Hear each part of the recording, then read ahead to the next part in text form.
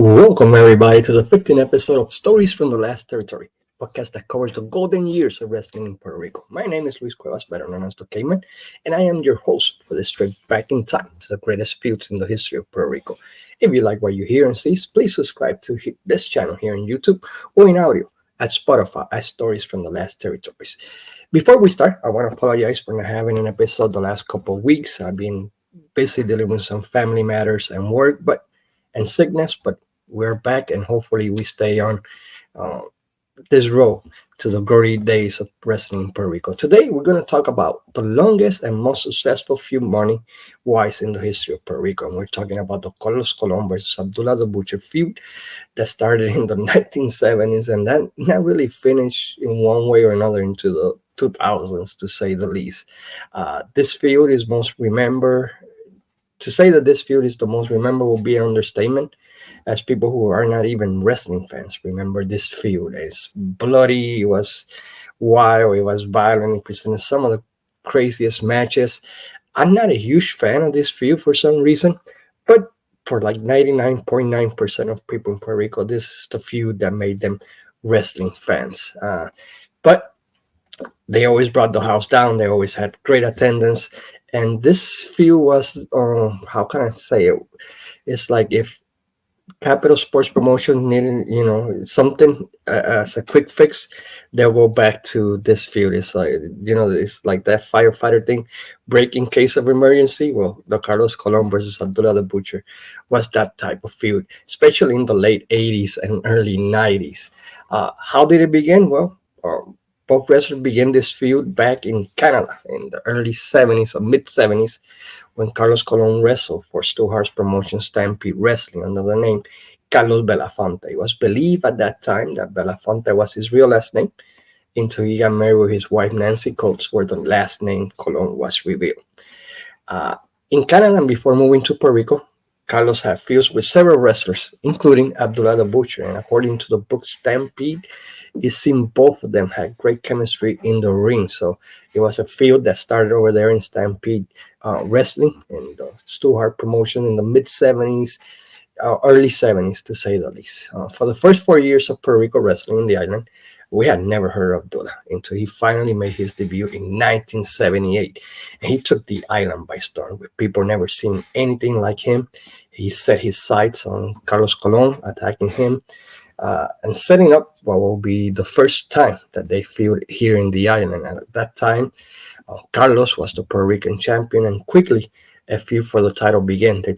They traded this title several times. They wrestled in all types of crazy matches: barbed wire, cage match, the super cage, free for all, street fight, Texas death match, anything. The first time that they trade the title was in November 18, 1978, when Abdullah defeated Carlos Colon. But Carlos Colon won the title back a month later, January 12, 1980.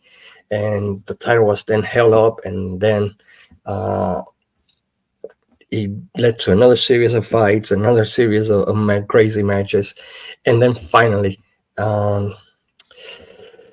Abdullah defeated Carlos for the last and third time for this title in July 1981, and then Carlos retained it back on September 26, 1981. There's a match around this period in YouTube that was held in Trinidad and Tobago, and I think that is the oldest Carlos Colon versus Abdullah match that we have on video, and it's a crazy wild brawl that ended up with like a mini riot. If you want to go out of your way to check it out in YouTube, it's very interesting to see the reaction both of them had and the chemistry they both had in the ring.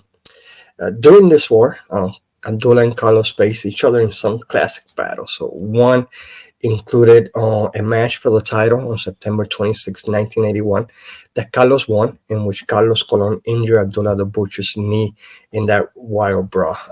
This match was a classic, and there were some clips of it, but it got taken down from YouTube a while ago, and it has been lost to, like they say, to time, basically.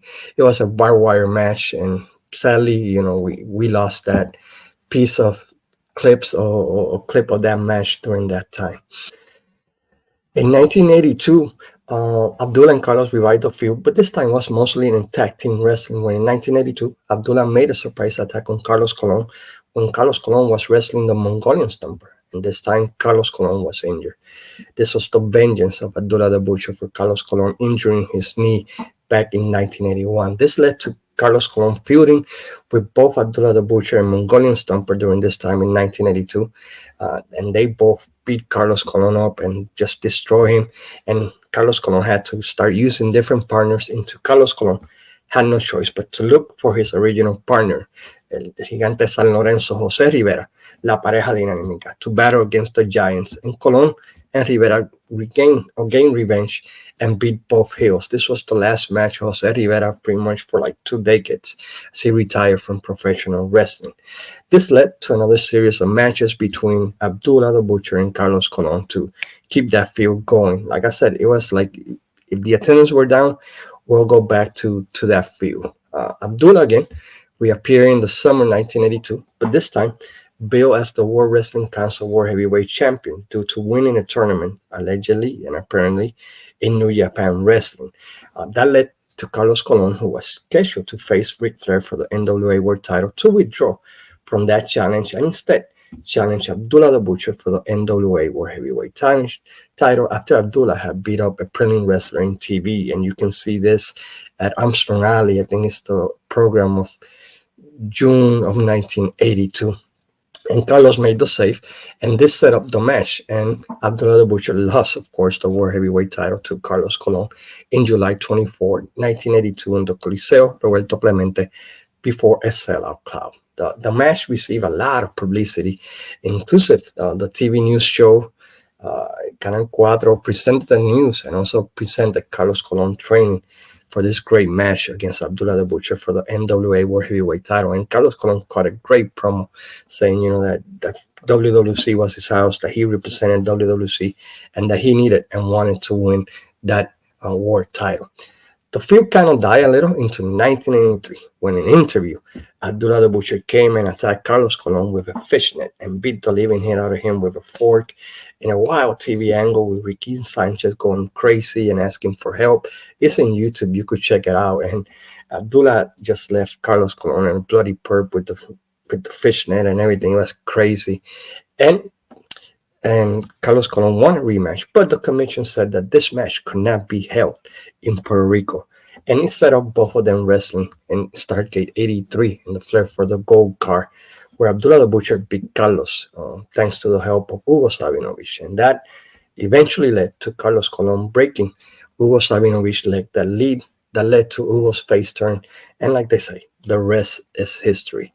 As we discussed in episode 8, that you can see or listen in this channel, the feud cooled off as they formed a tag team in 1984 into middle of 1985 when Abdullah the Butcher again betrayed Carlos Colon in a tag team match against Ric Flair and Dory Funk at Irán Bison Stadium, which led to the main event of Anniversary 85 in a match that, in my opinion, was possibly the worst one they had. But it led to the famous match in October 15 called Battle of the Gladiators, in which I thought it was a much better match between them, and it beat Hulk Hogan and the WWF to never come back in the island.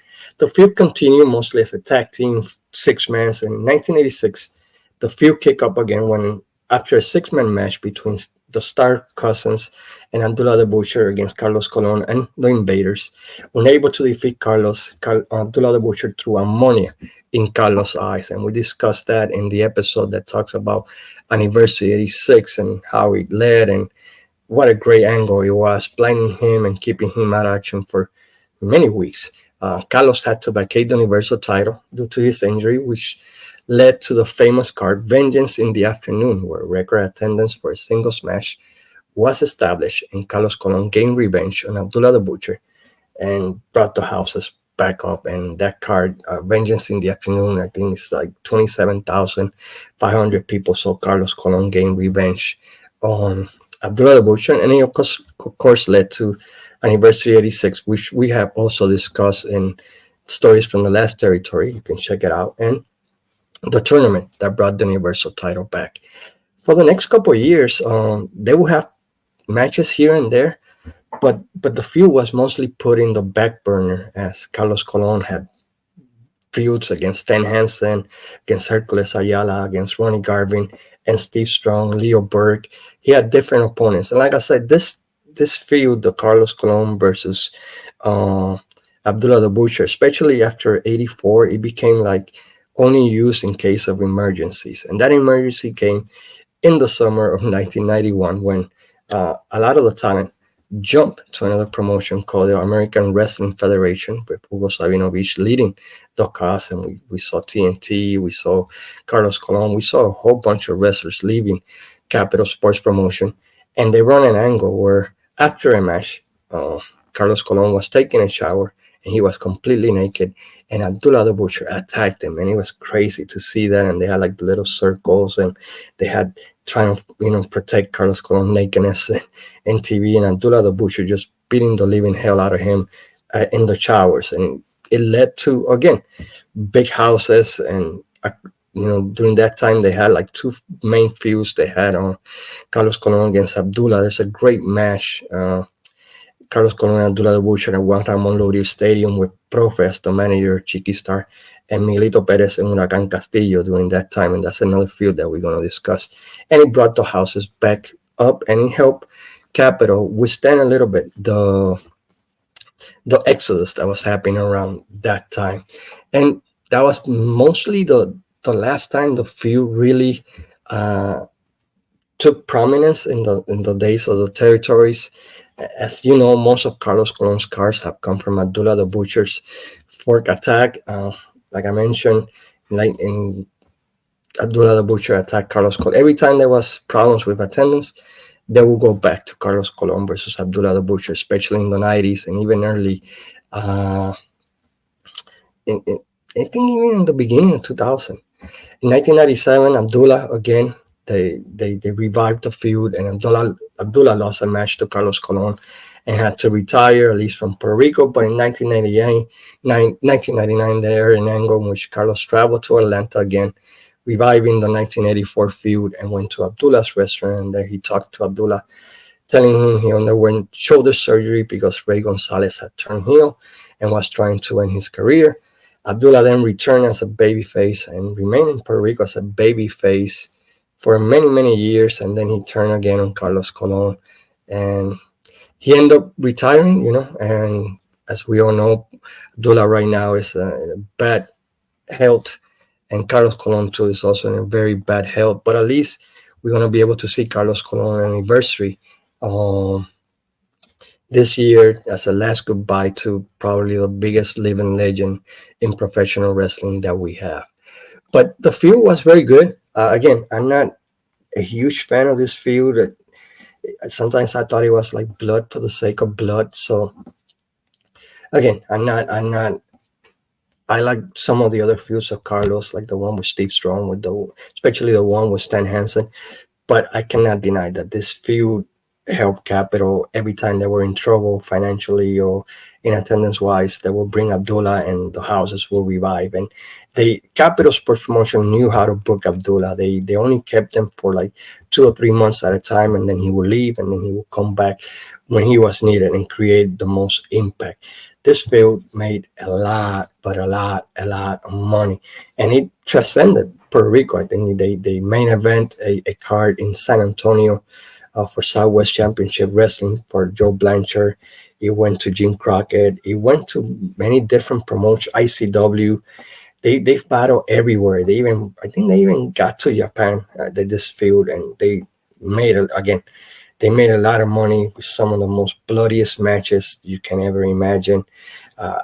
It would not be understating saying that maybe some of those matches were a little bit too bloody and that it led to the situations where we have now of both Carlos Colon and Abdullah the Butcher going through health problems. But this feud was the feud of wrestling in Puerto Rico for most of the fans of Capital Sports Promotion during this time.